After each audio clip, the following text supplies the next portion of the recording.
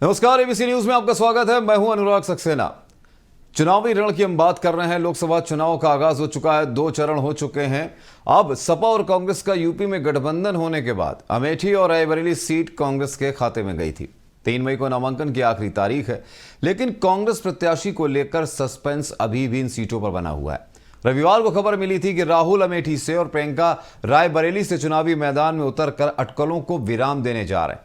लेकिन सोमवार को राजनीतिक गलियारों में चर्चा रही कि राहुल और प्रियंका दोनों ने अमेठी और रायबरेली को ना बोल दिया है। उधर अमित शाह 2 चरण के बाद यूपी को मथने में लगे हुए हैं। रविवार को कानपुर में अमित शाह ने बड़ी बैठक कर 22 सीटों की समीक्षा की, जिसमें मैनपुरी जैसी हाई प्रोफाइल सीट भी शामिल है। लेकिन मैनपुरी में अदिति यादव जिस तरीके से चुनाव मैदान में डिंपल के लिए वोट मांग रही हैं, माना जा रहा है कि अदिति एक भावनात्मक लगाव बनाकर मतदाताओं को रिझाने में कामयाब रहेगी। आज इसी खास चर्चा में हम बात करने के लिए आपसे रूबरू हुए हैं और उस खास चर्चा में हमारे 4 संवाददाता हमारे साथ मौजूद हैं।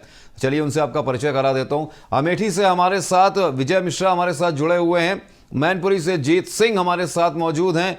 कानपुर देहात से यासीन अली हमारे साथ हैं और सुल्तानपुर से जावेद अख्तर हमारे साथ जुड़े हुए हैं। आप सभी का बहुत बहुत स्वागत है चर्चा में। सबसे पहला सवाल जो अमेठी को लेकर सस्पेंस बना हुआ है, उस पर हम बात करेंगे विजय आपसे, क्योंकि ये एक ऐसी सीट है जिस पर ताल तो बीजेपी की तरफ से ठोकी जा रही है। अमेठी में स्मृति ईरानी लगातार ताल ठोक रही हैं और लगातार सवाल भी कर रही हैं कि कांग्रेस अभी तक अपना प्रत्याशी क्यों नहीं उतार पाया। लेकिन एक तरफ तो बात ये सामने खबरें आ रही हैं कि प्रियंका और राहुल दोनों ने मना कर दिया अमेठी और रायबरेली के लिए। लेकिन दूसरी तरफ खबर ये भी है, सुगबुगाहट ये भी है कि अचानक से राहुल का आना हो सकता है अमेठी से। लेकिन दूसरी तरफ खबर ये भी है कि अमेठी छोड़ के रायबरेली जा सकते हैं राहुल गांधी। क्या आपको लग रहा है वहां का जो चुनावी माहौल है, अमेठी में आप मौजूद हैं, अमेठी का जमीनी स्तर पर इस वक्त क्या माहौल है? जी बिल्कुल, आपको बताया अमेठी तो कांग्रेस का गढ़ कहा जाने वाला है, लेकिन यहाँ जो कांग्रेसी हैं उनके अंदर कुछ ना कुछ तो चल ही रहा है। क्योंकि आज सुबह हम लोग जब स्मृति ईरानी का नामांकन चल रहा था, तो नामांकन के दौरान कुछ देखने को मिला कि कुछ बाहर से गाड़ियां आई थी कांग्रेस कार्यालय में और उनके साथ ही मीटिंग कर रहे हैं। अब कहने वाली बात है कि यहाँ से कौन चुनाव लड़ेगा, लेकिन कांग्रेसी से अगर बात की जाए तो उनका कहना है कि कांग्रेस परिवार का ही कोई ना कोई यहाँ से चुनाव लड़ेगा।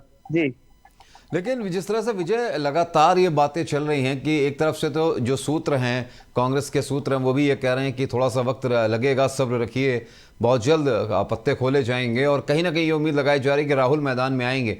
लेकिन क्या राहुल गांधी के लिए अगर अमेठी से उतरते हैं चुनावी मैदान में, तो इस बार चुनाव लड़ना और स्मृति ईरानी के सामने चुनाव जीतना उतना आसान हो पाएगा? क्योंकि 2014 में जब स्मृति ईरानी हारी थी, उसके बाद उन्होंने लगातार जमीनी स्तर पर काम किया अमेठी में। जी बिल्कुल, आपको बता दें जिस तरह की बात की जा रही है, कांग्रेस अपना प्रत्याशी नहीं उतारा है, तो वही कहीं ना कहीं जनता के मन में कुछ सवाल उठ रहा है कि जिस तरह लगातार 1 महीने से स्मृति ईरानी जब से उनको यहाँ से टिकट मिला दूसरी बार, तो लगातार जनता के बीच बनी हुई है। तो वही जनता के मन में कुछ सवाल उठ रहा है कि आखिर ऐसा क्या है कि राहुल या गांधी परिवार का कोई सदस्य यहाँ चुनाव लड़ने नहीं आ रहा है। जी, लेकिन विजय, जिस तरीके से वहां पर पोस्टर वॉर चला था, जहां पे पोस्टर लगाए गए थे, एक तरफ प्रियंका गांधी के पोस्टर लगे, दूसरी तरफ राहुल गांधी के पोस्टर भी लगे, बीच में रॉबर्ट वाड्रा के भी पोस्टर लगाए गए। ऐसे में आज जिस तरीके से जो स्मृति ईरानी का नामांकन जुलूस था, उसमें थोड़ा सा कहा सुनी और धक्का मुक्की भी हमने देखी है, वीडियो में देखे हैं जिस तरह से कांग्रेस के कार्यकर्ता वहां पर। क्या आपको नहीं लगता कि कहीं ना कहीं जो कांग्रेस ने नाम घोषित नहीं किए, उसको लेकर हताशा थोड़ी बहुत दिख रही है कांग्रेस के जो कार्यकर्ता उनमें? जी बिल्कुल, आपको बता जो कांग्रेसी नीचे तल के नेता हैं, उनको तो कहीं ना कहीं भाई अंदर की बात जो चल रही है कांग्रेस कार्यालय में, वो तो किसी को जानकारी नहीं हो रही। लेकिन जो वहाँ के जमीनी नेता है, उनका कहना है कि सब्र बनाए रखिए, 2 तारीख के बाद हो सकता है राहुल यहाँ अमेठी आए और यहाँ से चुनाव लड़े। और वहाँ के जो कांग्रेसी हैं वो भी अंदर ही मीटिंग अपनी कर रहे हैं, ना तो किसी मीडिया से बात कर रहे हैं, ना किसी जनता से। जी, चलिए आप हमारे साथ बने रहिए। हम रुख करते हैं मैनपुरी का, क्योंकि मैनपुरी पर सबकी निगाहें टिकी हुई हैं। मैनपुरी से डिंपल यादव चुनावी मैदान में हैं, लगातार जनसंपर्क किया जा रहा है उनकी तरफ से। और इस बार समाजवादी पार्टी जो है वो साफ साफ कह रही है कि इस बार की जो जीत है वो हमारी होने वाली है। जीत, आप वहां पर मौजूद हैं और समाजवादी पार्टी भी आपके ही नाम के अनुरूप अपनी जीत का दावा ठोक रही है, दूसरी तरफ बीजेपी भी ताल ठोक रही है। ऐसे में जो अदिति यादव हैं, अखिलेश यादव और उनकी जो बेटी हैं अदिति यादव, उनका जो भावनात्मक रूप से जुड़ाव इस वक्त देखने को मिल रहा है, जो चुनाव प्रचार में वो उतनी हुई अपनी मां डिंपल यादव के लिए, उसको जमीनी स्तर पर किस तरीके से आप देख पा रहे हैं? जी बिल्कुल अनुराग जी, मैं आपको बता दूं कि मैनपुरी में जो सपा प्रत्याशी डिंपल यादव हैं, वो लगातार डोर टू डोर कैंपिंग कर रही हैं, जगह जगह पर जाकर जनता से अपील भी कर रही हैं। तो वहीं कहीं ना कहीं जो उनकी बेटी अदिति यादव है, वो भी लगातार गांव गांव जा रही हैं, महिलाओं से बात कर रही हैं, और कई इनके ऐसे वीडियो भी सामने आए हैं जो वो एक तरीके से वो अपनी माँ के लिए बेटी वोट मांग रही है। तो कहीं ना कहीं लग रहा है कि, और एक अहम बात भी है कि जो सपा सांसद हैं, जो डिंपल यादव प्रत्याशी हैं, उनकी जो बहन भी मैदान में उतर आई हैं, वो भी अगर वोट मांग रही हैं जगह जगह जाकर।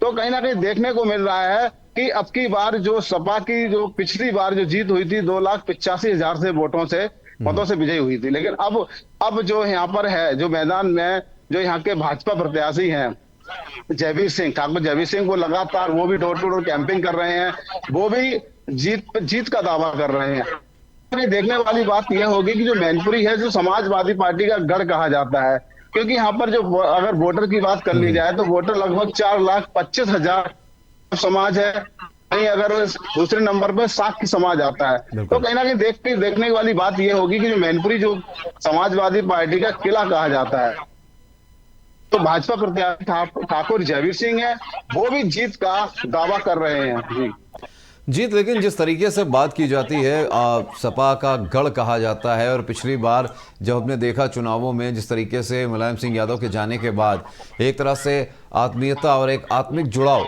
देखने को मिला डिंपल के लिए, और डिंपल को एक बहुत बड़ी जीत यहाँ पे हासिल हुई।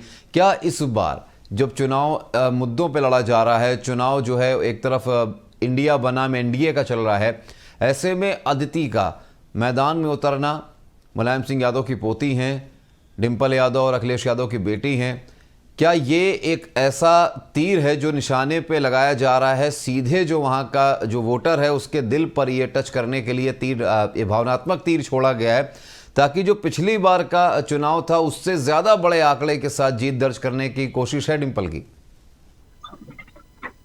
जी बिल्कुल, हम आपको बता दें, सपा प्रत्याशी डिंपल यादव, उनकी बेटी अदिति यादव लगातार गांव गांव जाकर डोर टू डोर कैंपेन भी कर रही हैं, लोगों से अपील भी कर रही हैं। कहीं ना कहीं देखने वाली बात होगी, जिस तरीके से नेताजी के निधन के बाद जो उन्हें संवेदना में जो वोट मिला था, तो लगभग 2,85,000 से वो मतों से जीती थी। तो इस बार भी उनका पूरा परिवार लगा हुआ है। तो कहीं ना कहीं अतिथि को लेकर कई यहाँ गांव में जब चर्चा होती है, तो कहीं ना कहीं जो मानते हैं कि यहाँ की जो सपा समाजवादी पार्टी का गढ़ कहा जाता है, तो जनता का मन भी एक पलटवार है कि समाजवादी पार्टी को ही बताया जाए। जी बिल्कुल, हमारे साथ बने रहिएगा। यासीन, आपकी तरफ रुख करते हैं, कानपुर देहात की हम बात करते हैं। कानपुर देहात में एक बात यह है कि अभी हाल ही में ये बीते रविवार को अमित शाह यहाँ पर आए, केंद्रीय गृह मंत्री हैं और कहीं ना कहीं चाणक्य कहे जाते हैं रणनीति के मामले में। लेकिन जिस तरीके से उन्होंने कानपुर की 22 सीटों की बात करी, 22 सीटों पर जीत की बात करी उन्होंने, और कहीं ना कहीं उन्होंने ये कहा कि जीत दर्ज करनी पड़ेगी। और दूसरी तरफ कानपुर देहात की अगर बात करें तो एक बड़ा एरिया उसमें कन्नौज का भी आता है और कहीं ना कहीं और भी लोकसभा सीटों का आता है। ऐसे में जो टकराव आप देख पा रहे हैं बीजेपी और सपा के बीच में, वो किस तरीके का आपको दिख रहा है जमीनी स्तर पर? यासीन अनम्यूट कर लीजिए, आपकी आवाज नहीं मिल पा रही है।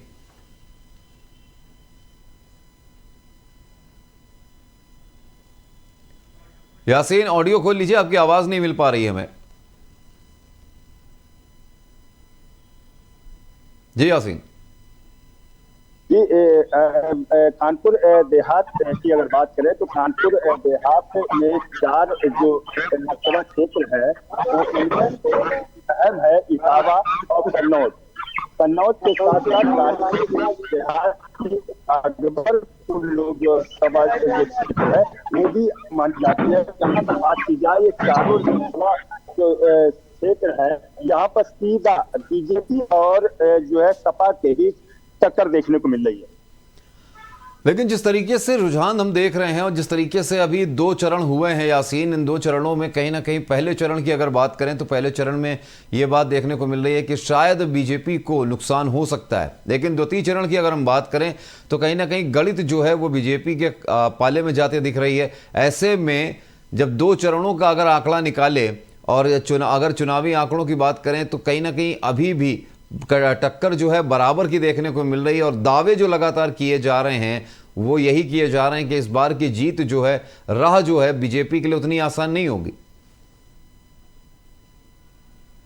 जी बेशक तौर पर कानपुर देहात या उससे अगल बगल जुड़े हुए जिससे कन्नौज लोकसभा क्षेत्र से जो है समाजवादी पार्टी से स्वयं राष्ट्रीय जो अध्यक्ष हैं उनके अखिलेश यादव चुनावी मैदान में है। वहीं अगर बात की जाए तो इटावा उनका जो है पैतृक इलाका है, गढ़ है, और इसको लेकर के भी उन्होंने जो कन्नौज की जो सीट चुनी है जिसको लेकर के उन्होंने आसपास के इलाकों को जो आसपास की जो लोकसभा क्षेत्र है उनको भी साधने की कोशिश की है। वहीं दूसरी ओर कानपुर में केंद्रीय गृह मंत्री अमित शाह ने जिस तरीके से बैठक की, 22 जो लोकसभा क्षेत्रों पर गहन चर्चा की और उनको जीतने की बात की, तो उनका भी फोकस उन जो कानपुर के आसपास की लगी हुई 22 लोकसभा क्षेत्र हैं उस पर है।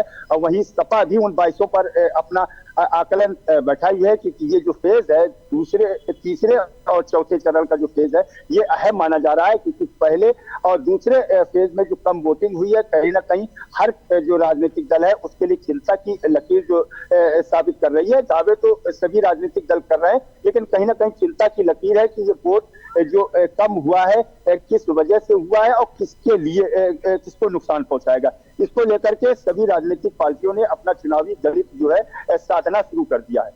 यासीन, लेकिन अगर बात की जाए इस वक्त जिस तरीके से कहते हैं राजनीति का परिदृश्य चल रहा है, हम ये देख रहे हैं कि बयानों पे बयान चल रहे हैं, विवादात्मक कहते हैं विवादास्पद बयान भी चल रहे हैं। ऐसे में जो जनता है, जनता इस चुनाव को किस तरीके से देख रही है? कानपुर देहात की जो जनता है, क्या, क्योंकि कई जगह हमने देखा है कि दोनों चरणों के चुनाव में जनता ने बहिष्कार भी कई जगह मतदान का किया है, लेकिन क्या ऐसे मुद्दे अभी भी हैं? क्या कानपुर देहात की जो जनता, क्योंकि किसान बाहुल्य एरिया है, कृषक बाहुल्य एरिया है और कहीं ना कहीं लोगों को परेशानियां बहुत सारी आती हैं, ऐसे में क्या जो सरकार रही है, सरकार के कामों से संतुष्ट दिख रहे हैं या फिर इस बार कुछ खेला होने वाला है? जी बेशक तौर पर जिस तरीके से कानपुर देहात में 4 लोकसभा क्षेत्र पड़ती हैं, लेकिन इन 4 लोकसभा क्षेत्रों में जिस तरीके से मतदाताओं ने अपनी साथ रखी है वो सभी राजनीतिक दलों की चिंताएं बढ़ाती हैं।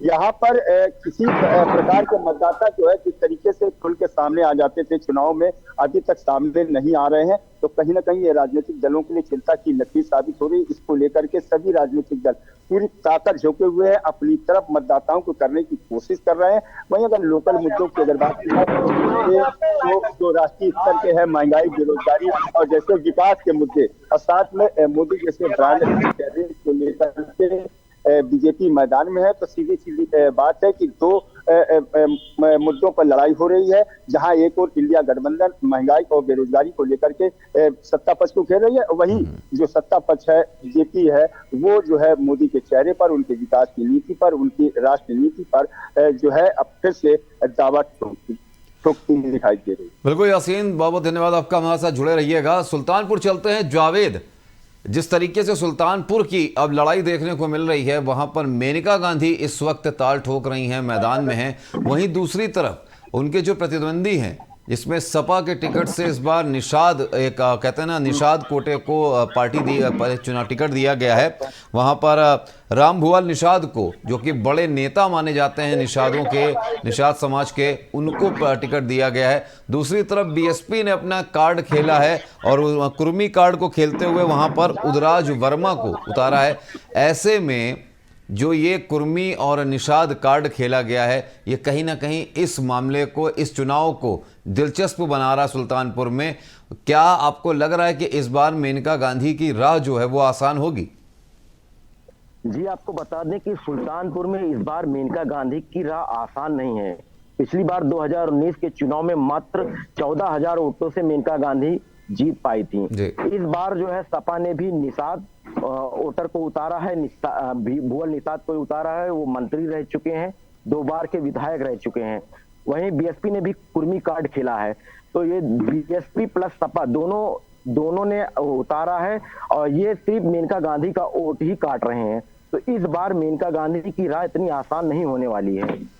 लेकिन जिस तरीके से इस चुनाव को देखा जा रहा है, इस बार कहीं ना कहीं वरुण गांधी को चुनाव टिकट न देना कहीं ना कहीं बीजेपी के लिए थोड़ा सा परेशानी का सबब बन सकता है, क्योंकि बिल्कुल तटस्थ हो गए हैं वरुण गांधी। इस बार वो चुनाव में कोई रुख नहीं ले रहे हैं, कोई इंटरेस्ट नहीं ले रहे हैं, यहाँ तक कि अपनी माँ के लिए, मेनका गांधी के लिए भी चुनावी मैदान में नहीं उतरे हैं वो। जी, माना यह जा रहा था कि वरुण गांधी भी सुल्तानपुर अपनी मां मेनका गांधी के चुनाव प्रचार में आएंगे, लेकिन अभी तक आने का ऐसा कोई संकेत नहीं मिला है। वरुण गांधी सुल्तानपुर से 2024 में सांसद भी रह चुके हैं। 2019 में मेनका गांधी को सुल्तानपुर बुलाया गया, वहीं वरुण गांधी को पीलीभीत भेज दिया गया। काफी नाराजगी थी वरुण गांधी के टिकट न देने पर, काफी नाराजगी थी भाजपाइयों में भी, सुल्तानपुर के भाजपाइयों में भी काफी नाराजगी थी, क्योंकि वो यहाँ के सांसद रह चुके हैं। वहीं मेनका गांधी का अभी तक कहना है कि हो सकता है वो मेनका गांधी के चुनाव प्रचार में लास्ट के दिनों में वरुण गांधी सुल्तानपुर में देखे भी जा सकते हैं। अच्छा जावेद, अगर बात की जाए सुल्तानपुर लोकसभा सीट की, सबसे ज्यादा यहां पर कांग्रेस ने जीत दर्ज की है 8 बार और बीजेपी के खाते में 5 बार ये जीत आई है और बीएसपी महज 2 बार ये जीत हासिल कर चुकी है। लेकिन इस बार जो त्रिकोणीय मुकाबला हो रहा है, दिलचस्प मामला है। ऐसे में आपको लगता है कि कांग्रेस, क्योंकि इस बार जो है इंडी गठबंधन के साथ है और कांग्रेस की सहयोगी दल के तौर पर सपा ने वहां उम्मीदवार उतारा है, तो क्या इस बार जो एकजुटता है वो कहीं ना कहीं सपा को, यानी कि जो इंडी गठबंधन है, उसके लिए रास्ते आसान कर सकती है, क्योंकि कांग्रेस 8 बार यहां से विजयी रही है पहले? जी, आपको बता दें कि सपा और कांग्रेस का गठबंधन है सुल्तानपुर में। सपा से पहले प्रत्याशी बनाए गए थे भीम निषाद, लेकिन जो है भीम निषाद का टिकट काट कर गोरखपुर के मंत्री रह चुके भुवल निषाद को यहाँ पे बुलाया गया ताकि वो मेनका गांधी को टक्कर दे सकें। फिलहाल अभी सपा के संगठन में ही एकता नहीं है, 4 पूर्व विधायक अलग हैं, एक मौजूदा विधायक अलग हैं, गुटबाजी है सपा में, इसलिए सपा का पल्ला अभी भारी नहीं लगता है सुल्तानपुर में। बिल्कुल, कहीं ना कहीं सपा का पल्ला भारी नहीं लग रहा है, लेकिन जिस तरीके से इस वक्त चुनावी समीकरण चल रहे हैं उसको देखते हुए ये कहा जा सकता है कि कुछ भी हो सकता है और जनता के हाथों में इसकी चाबी है। फिलहाल विजय जीत आपका और यासीन अली आपका और जावेद अख्तर आपका हमसे जुड़ने के लिए, चर्चा में आने के लिए बहुत बहुत शुक्रिया। तो जनता, हमने जानने की ये कोशिश की कि किस तरीके के समीकरण बन रहे हैं, चाहे वो हम मैनपुरी की बात कर लें, चाहे सुल्तानपुर की बात कर लें, चाहे अमेठी की बात कर लें, क्योंकि परंपरागत सीट है कांग्रेस की, वहाँ पर भी अभी तक बहुत सारे पेंच उलझे हुए हैं। हमने ये जानने की कोशिश की कि क्या कुछ कहना है जनता का, क्या कुछ वहाँ पर पार्टियों का रुख है, पार्टियों की क्या समीकरण है। फिलहाल आज की चर्चा में इतना ही। अगले अंक में फिर होगी आपसे मुलाकात, तब तक के लिए आप देखते रहिए ABC न्यूज़। मुझे दीजिए इजाज़त, नमस्कार।